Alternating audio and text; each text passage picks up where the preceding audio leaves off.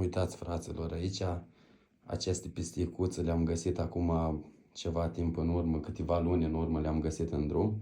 Toate sunt pisicuțe, le-au aruncat cineva și le-am luat eu. Uitați ce frumoase, cum stau ele acolo una lângă alta, frumoasele lui tata. Uitați ce frumoase pisici.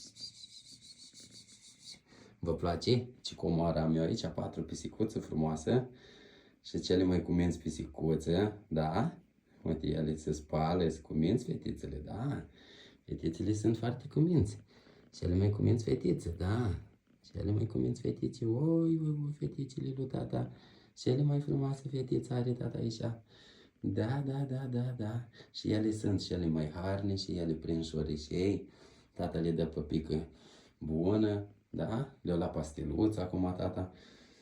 Da, ele cele mai cuminți fetițe. Cele mai cuminți fetițe care stau aici așa cu mine și îmi țin de urât, îmi țin companie. Frumoasele lui tata.